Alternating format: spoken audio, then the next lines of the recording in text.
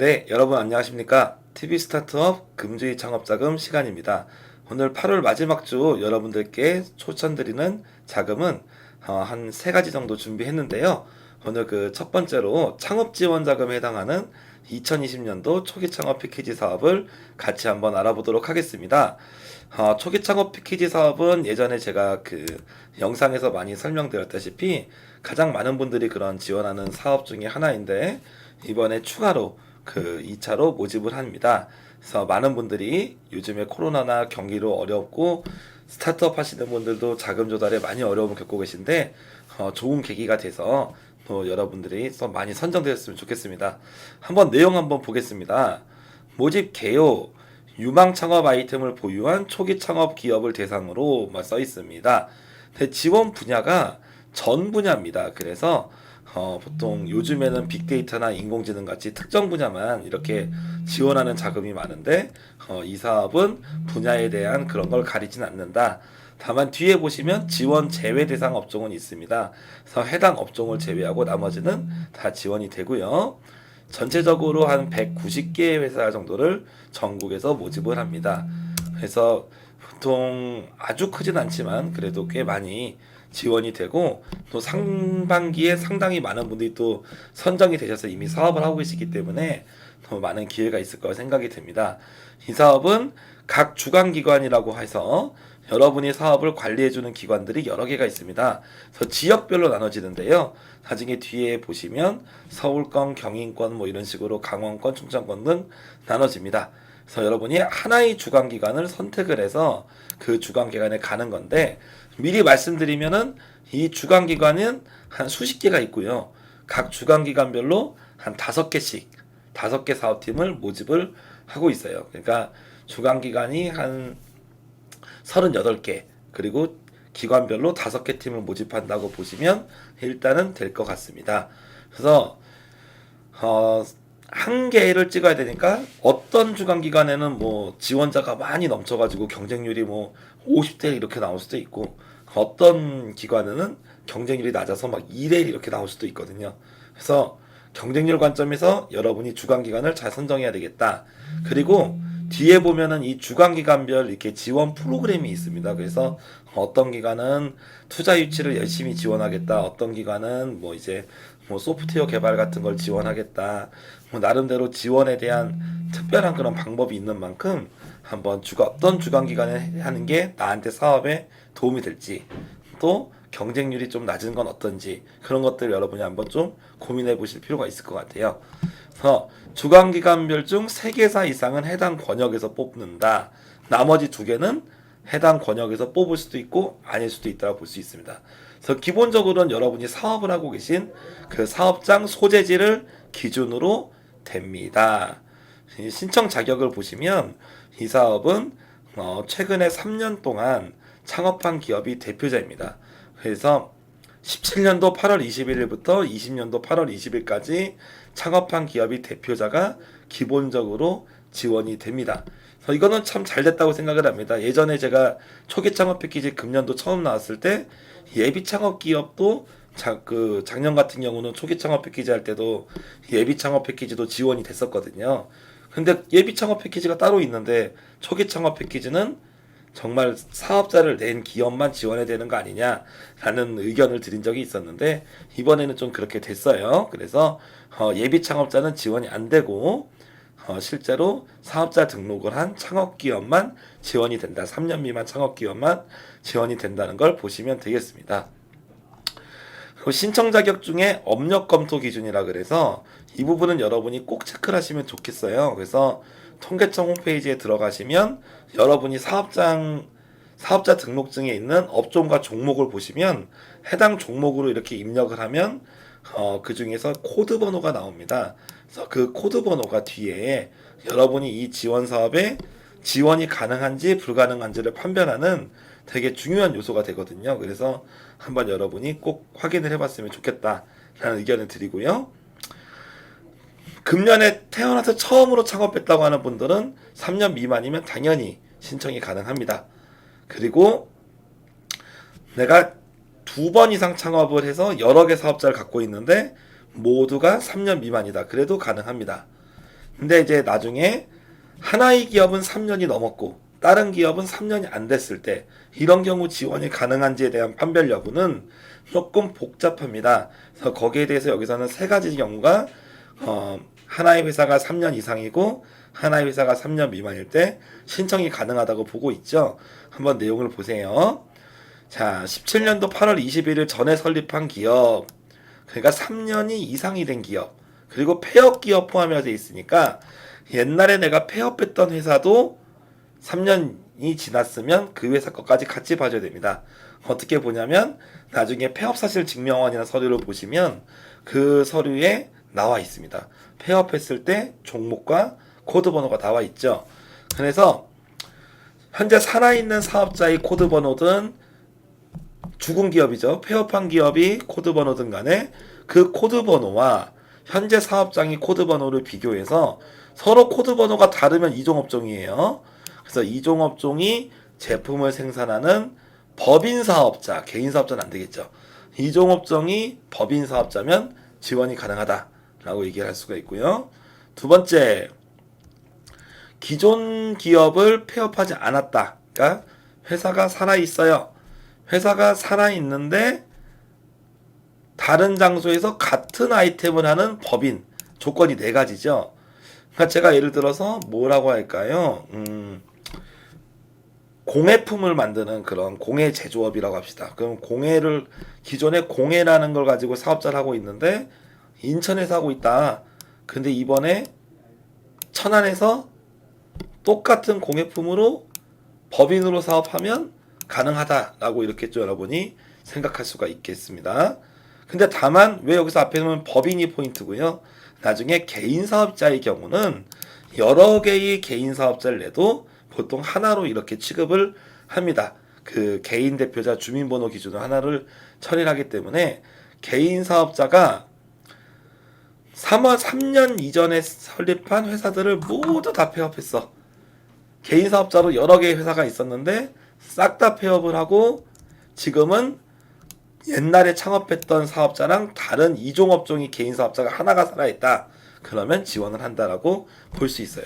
그래서 이제 이거는 나중에 중소기업 창업지원법에서 좀 더 관심 있는 분들은 창업기업의 요건 그런 거에 대한 검토 부분인데요. 조금 까다롭긴 하지만 여러 개의 사업장이 있는 경우는 이 코드 번호 보고 또 코드가 여러 개의 수가 있어요. 그러면 주생 상품이 뭐냐는 걸 보고 복잡한 판정을 하게 됩니다. 근데 대개의 경우는 아니시다면 뭐 고민할 필요가 없겠죠. 그래서 신청 불가능한 경우는 요 세 가지 상황을 제외하고 나머지 부분으로 보시면 되겠습니다. 그래서 해당이 안 되시는 분들도 많은 만큼 굳이 말씀을 드리지 않을게요. 그리고 반드시 신청이 제외되는 대상이 있는데 두 가지죠. 항상 저희 영상에서 말씀드리지만 채무불이행, 그래서 연체, 대출이 연체된 경우, 그리고 세금 체납 이런 경우는 두 가지인 경우는 지원이 안 됩니다. 다만 이렇게 볼 수 있어요. 연체의 경우에 내가 신용불량이긴 하지만 법원에서 개인회생이나 파산 거기에 대해서 면책을 법원에서 승인을 받았다. 그러면은 지원이 가능합니다. 그리고 세금을 체납했다 하더라도 세금을 분납 계획에 따라서 분납을 했던지 아니면 마감일달까지 그냥 내버리던지 그러면은 체납이 아닌 걸로 보는 거죠. 그러니까 어떤 의미로 드리냐면 우리가 이 사업이 마감은 9월 14일이에요. 그러니까 내가 이 사업 접수 전에 한 9월 13일이나 뭐 늦으면 9월 14일 오전까지라도 내가 밀렸던 빚을 갚고 그리고 세금을 갚으면 체납과 연체는 없는 걸로 봅니다. 그래서 지원할 때까지 여러분이 변제를 다 했다면 그거는 여러분이 지원이 가능하시다라고 볼 수가 있죠. 가능하면 하루 전쯤에는 변제를 해주시는 게 좋겠죠. 볼 수 있고 초기 창업 패키지 다른 세부 프로그램하고는 중복 신청이 안 된다. 그리고 똑같은 표준입니다. 옛날에 중기부의 창업사업화 사업에 다른 사업을 받아서 선정돼서 협약을 체결한 사람들은 지원이 안 되고 중간에 포기하셨던 분들도 지원이 안 된다라고 볼 수 있습니다. 그리고 창업 지원에 해당하는 업종, 그래서 유흥업소, 유흥업소 그리고 사행시설 관련된 부분은 지원이 되지 않습니다. 그리고 휴업 중인 기업도 지원이 되지 않죠. 지원 내용을 한번 쭉 보시면 7개월 동안 지원을 하고 금액은 최대 1억 원을 지원을 합니다. 최대 1억이라고 하지만 평균적으로 보통 한 5천만 원 정도 지원한다고 좀 보시면 돼요. 그래서 최대 1억에 여러분이 속지는 말자.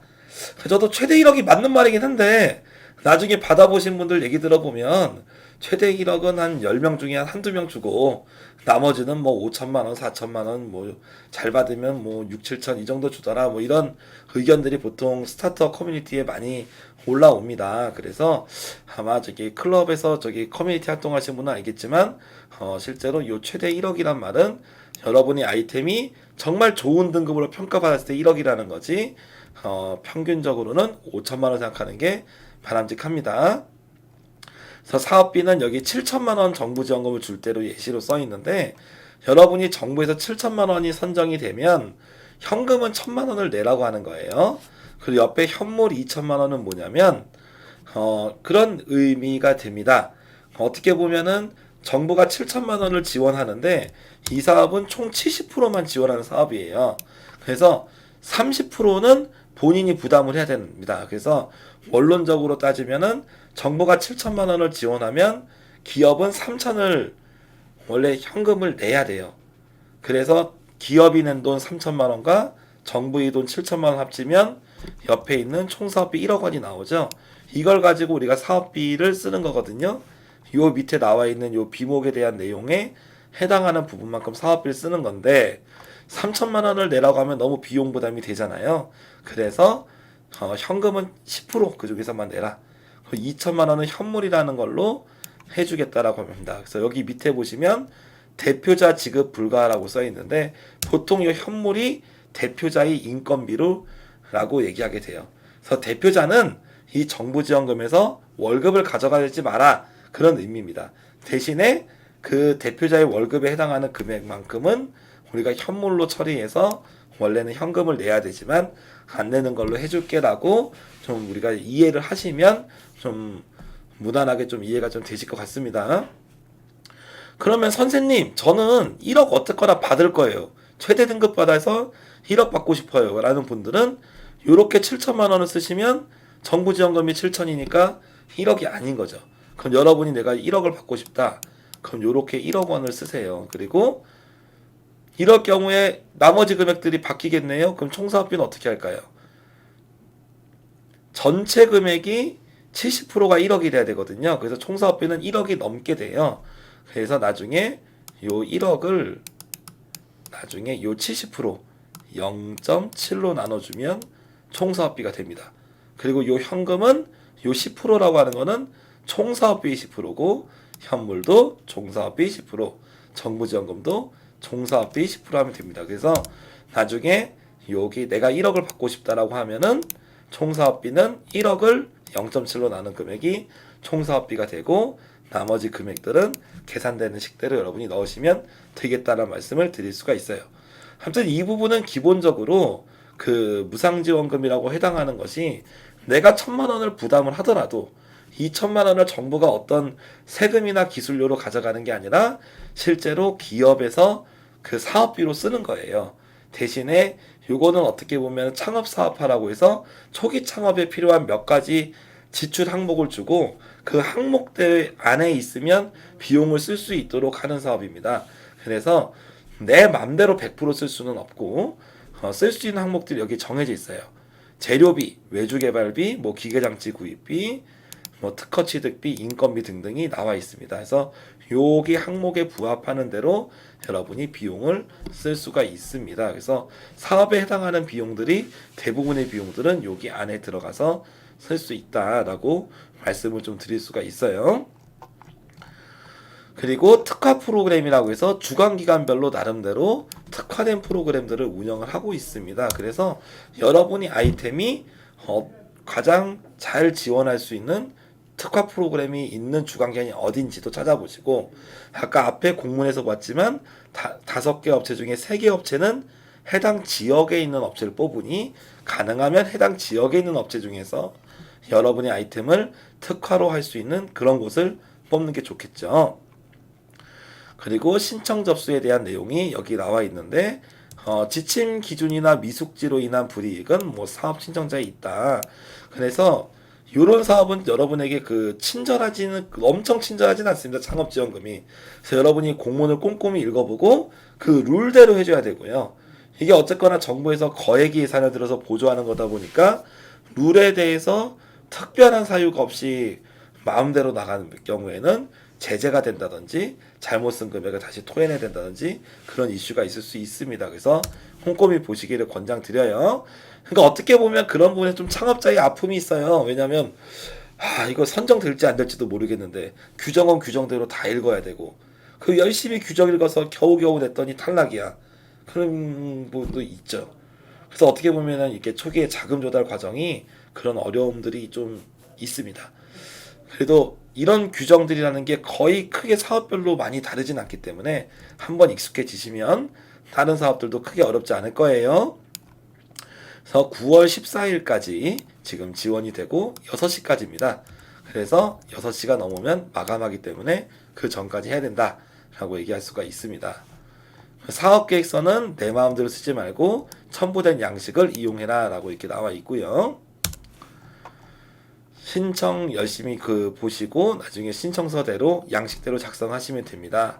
그래서 선정평가는 기본적으로 뭐 요건에 대해서 아까 좀 전에 저랑 같이 살펴봤지만 요건이 뭐 충족이 되면 거의 문제가 없을 거고 실제로는 서류평가, 발표평가를 가지고 마지막에 현장 확인으로 진행이 됩니다. 서류평가에 대한 배점이 뭐 이렇게 나와 있는데 나중에 이 사업계획서의 큰 주제들이에요. 문제인식, 이 아이템이 왜 필요하냐, 실현 가능성, 기존의 어떤 문제를 어떻게 해결할 수 있니, 그리고 성장 전략, 그래서 그 아이템을 가지고 매출을 어떻게 키울 거고 어떻게 회사를 키울 수 있어, 마지막으로 기업 구성, 그래서 본인들이 대표자와 함께하는 직원이나 팀원은 누구고 그 직원들이 얼마나 일을 잘할 수 있냐, 거기에 대해서 보겠습니다. 그래서 총 100점 만점에 가점 5점으로 구성이 된다. 그리고 서류평가에 대한 가점 항목이 있어요. 성과공유제라는 부분이 있습니다. 그래서 성과공유제 도입이라고 되어 있는데 이 성과공유 확인서라는 거를 여러분이 온라인에 접수해서 확인서를 받을 수가 있습니다. 그래서 여러분이 한번 여기가 되면 1점이다. 그리고 감염병, 그리고 코로나나 감염병의 예방관리에 대한 감염병에 해당하는 아이템은 1점. 그리고 사업장 소재지가 고용산업 위기 지역에 있어도 1점. 그리고 비대면 분야의 창업 아이템도 1점입니다. 비대면 분야의 아이템은 여러 가지 나와 있습니다. 뭐 홈트레이닝이라든지 온라인 강의라든지 뭐 이런 부분들이죠. 그리고 여기 앞에서 1에서 7번까지 정해지지 않았지만 비대면이다 라고 얘기할 수 있는 거는 8번으로 넣어서 지원을 하시면 됩니다. 그리고 뭐 다른 부분에서 뭐 최우수상을 받은 업체는 서류평가 면제, 뭐 이건 뭐 굳이 얘기해 드리지 않아도 될 것 같고요. 발표평가 때는 배점이 조금 달라진다라고 좀 볼 수가 있고 최소 득점 기준이라는 게 있는데 이건 그런 거겠죠. 골고루 점수를 맞아야 된다. 한 분야가 특별히 못하면 문제 있다는 거죠. 그래서 어느 정도 이 아이템이 그런 필요성이나 개발 동기도 있어야 되고 그리고 구체적으로 해결 방안도 명확해야 되고 성장 전략도 명확해야 되고 그러니까 가끔은 이 사업계에서 쓰다가 나는 3번이 쓰기가 너무 어려워. 3번 아예 안 쓰고 막 이런 분들이 있어요. 그런 경우는 여기서 점수를 최소 득점 기준을 못 맞겠죠. 그럼 탈락할 수밖에 없겠죠. 그래서 골고루 잘 써야 됩니다. 사업계에서는 그런 의미로 좀 보실 수 있습니다. 선정자의 의무라고 써 있는데 여러 가지가 있지만 기본적으로 아까 얘기했던 대응 자금을 입금을 먼저 합니다. 만약에 여러분이 선정이 되시면 우리가 사업계에서 아까 썼던 대응 자금을 먼저 입금을 하고 그 다음에 협약이 되면 정부에서 해당하는 지원금을 그 계좌에 얹어주는 형태로 지원이 되는 거고요. 뭐 나머지 부분들은 좀 하나씩 좀 읽어보시면 될 것 같아요. 그리고 뭐 사업비에 대해서 뭐 이상한 방법으로 뭐 돈을 쓰지 말아라. 뭐 사업비 맘대로 횡령하지도 말고 뭐 특허를 출원하기로 했는데 갑자기 뭐 그걸로 뭐 어디 여행 가는데 쓰다든지 뭐 그런 식으로 하는 거는 안 된다. 라고 얘기할 수가 있고요. 창업기업은 협약 종료일부터 1년 이상 창업을 유지하는 게 조건입니다. 다만 법인 전환이나 M&A 같은 경우 그래서 정당한 사유가 있으면 상관이 없습니다. 나머지 경우는 1년 이상 사업자 등록증을 폐업하지 않고 유지를 해야 되죠. 그래서 유의사항에 대한 내용도 여러 가지가 나와 있는데 여러분들이 한번 참고를 한번 보시기 바랄게요. 그래서 뭐 사업비를 부정수급하지 마라. 그리고 뭐 나중에 사업계획서 같은 경우도 가능하면 본인이 쓰고 나중에 어디서 대필 받고 그러지 마라. 뭐 그런 내용들이 들어가 있습니다.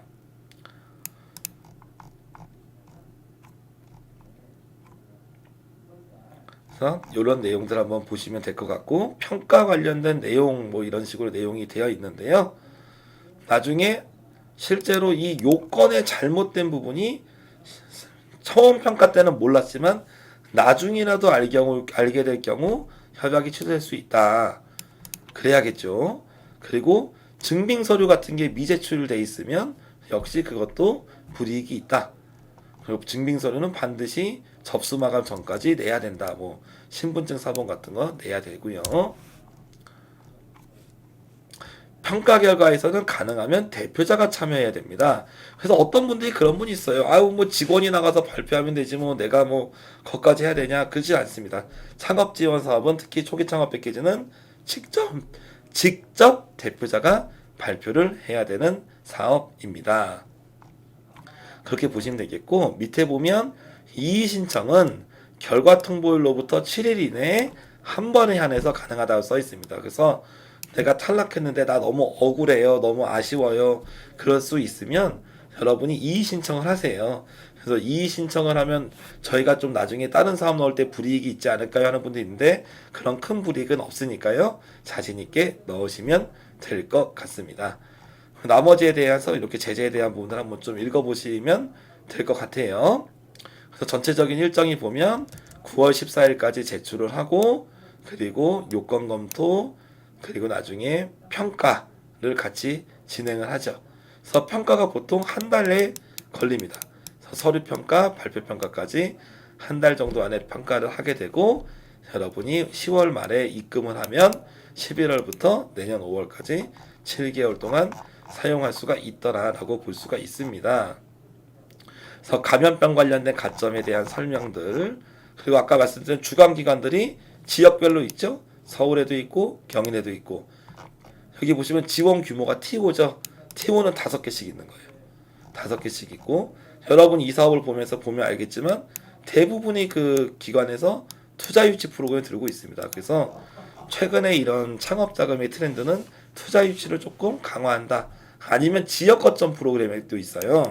그래서 해당 지역에서 특별한 아이템들은 이렇게 또 많이 중심으로 이렇게 키우고 지역에 맞는 그런 뭔가 특별한 프로그램 하는 경우가 있는데 그런 관점에서 볼 수가 있겠습니다. 그래서 뭐 제주, 충청 이렇게 지역별로 나눠놓고 접수 모집을 받습니다. 그래서 초기 창업 패키지는 많이 유명한 사업입니다. 유명하지만 또 그만큼 또 탈락률도 높고 경쟁률도 세고 그런 부분이긴 합니다. 하지만 어쨌거나 여러분이 사업 계획서 하나를 잘 만들어 두시면 지원하는데 크게 어려움이 없을 거라 생각을 하고 어떻게든 간에 또 어려운 상황이라도 기회를 찾으셔야 되잖아요. 그래서 가능하시면 접수를 잘해서 도움이 되셨으면 좋겠습니다. 네, 이상 여기서 마치겠습니다. 감사합니다.